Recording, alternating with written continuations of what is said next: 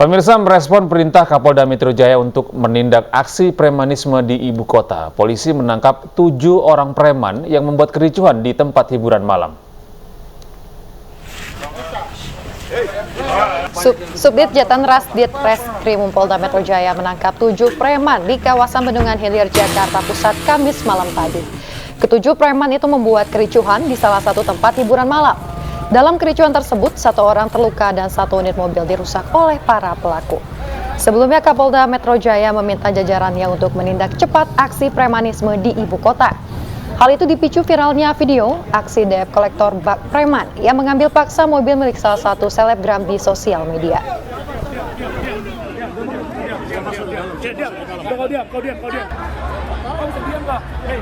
Pemirsa, Polda Metro Jaya berhasil menangkap debt kolektor yang membentak dan memaki anggotanya. 7 orang ditangkap di daerah yang berbeda, 1 orang sempat melarikan diri hingga ke daerah Saparua, Ambon.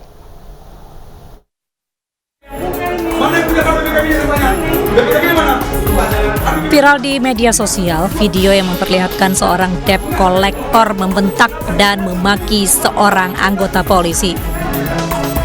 Kejadian itu terjadi pada 19 Februari kemarin di sebuah apartemen kawasan Tebet, Jakarta Selatan. Melihat hal ini, pihak kepolisian Polda Metro Jaya segera bergerak dan berhasil menangkap 7 preman dari 2 kelompok yang berbeda. 1 orang sempat melarikan diri ke daerah Saparua, Ambon, namun saat ini sudah ditangkap. Viral, baru-baru viral, terjadinya suatu tindak pidana terhadap petugas kepolisian, dan juga setelah kita kembangkan ternyata muncul delik-delik lain, tindak pidana lain, yaitu pencurian dengan kekerasan, pemerasan, dan juga perbuatan tidak menyenangkan, sehingga kami terapkan pasal 214 KUHP, pengancaman terhadap petugas dengan ancaman maksimal 7 tahun. Ini bukan kali pertama Polda Metro Jaya menangani kasus premanisme.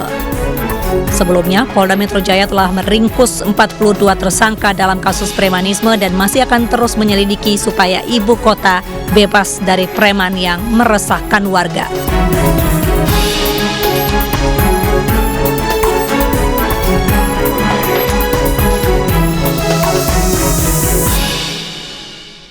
Pemirsa, orang tua Mario Dandi Satrio, pejabat Dirjen Pajak Rafael Alun Trisambodo, minta maaf atas perbuatan anaknya yang menyebabkan anak pejabat GP Ansor masuk ICU.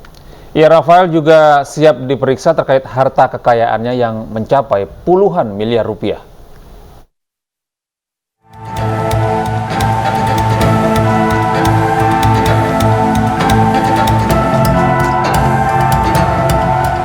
Kepala Bagian Umum Direktorat Jenderal Pajak DJP Kemenko Kanwil Jakarta Selatan II, Rafael Alun Trisambodo, meminta maaf kepada keluarga David, PBNU, dan GP Ansor atas perbuatan anaknya yang bernama Mario Dandi Satrio.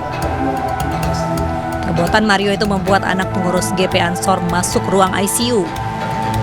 Selain itu, ayah Mario yang merupakan pejabat pajak menyadari perbuatan anaknya salah sehingga merugikan orang lain dan menimbulkan kegaduhan di masyarakat.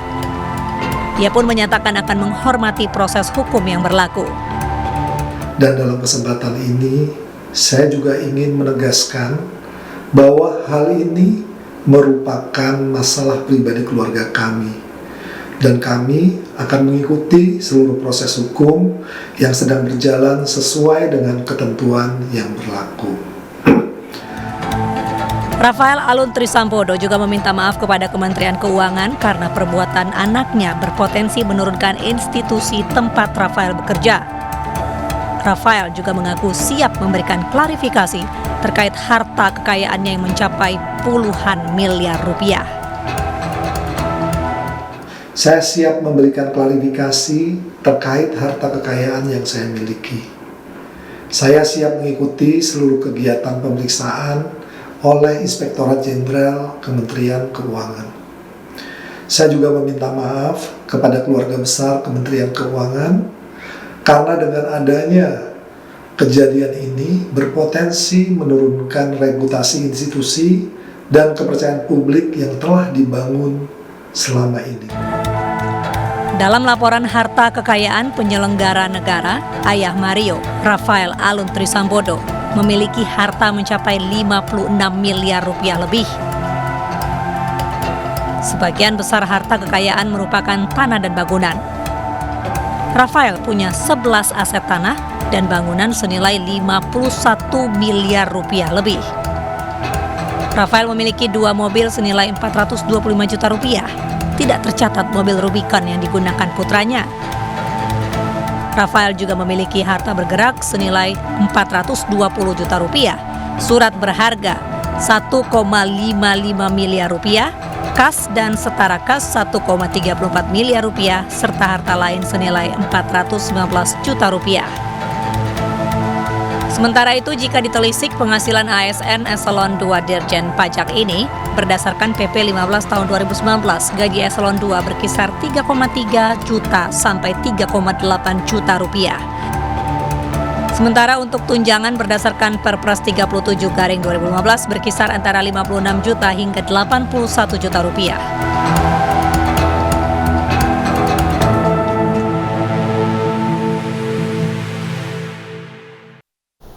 Pemirsa, polisi terus mendalami kasus penganiayaan dengan tersangka anak pejabat pajak Mario Dandi Satrio, termasuk memeriksa teman perempuan tersangka berinisial AG.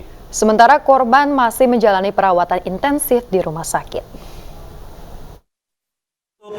Si anak yang bernama inisial AG ini sudah dilakukan pemeriksaan, tapi kami akan lakukan pemeriksaan tambahan kembali untuk lebih mendetailkan. AG ini teman perempuannya Pak? Kapan Pak? Hari ini sedang berlangsung juga untuk yang kawan si tersangka itu, si inisial S itu. Bang, ya kalau si A itu saat kejadian itu ada di lokasi atau tidak? Inisial A, AG ini ya. Inisial AG ini pada saat kejadian ada di TKP. Jadi si tersangka inisial D, kemudian kawannya yang S ini bersama dengan AG ini ada di TKP. Nah, apa ini keterlibatan atau peran dari setiap orang ini sebelum kejadian, kemudian sampai di TKP, dan setelah kejadian itu?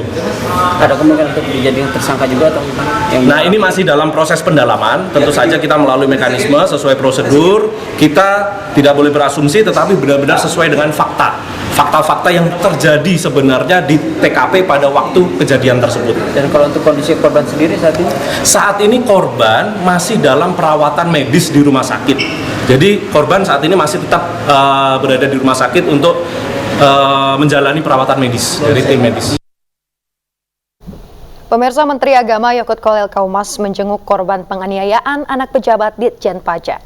Yakut menyebut David yang merupakan anak pengurus GP Ansor sebagai anaknya juga. Pernyataan itu disampaikan Gus Yakut melalui akun media sosial miliknya. Dalam foto yang ia unggah, Gus Yakut memperhatikan David dengan seksama sambil memegang kepalanya. Dalam foto lainnya, Gus Yakut berbincang dengan orang tua David. Ia juga menguatkan dan memeluk ayah David. Diketahui David merupakan putra pengurus pusat GP Ansor.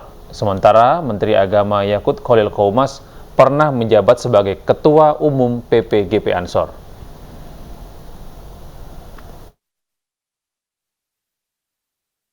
Pemirsa, sumur minyak mentah ilegal meledak. 1 orang meninggal, 2 orang luka bakar serius. Tetaplah bersama kami di Anyus Pagi.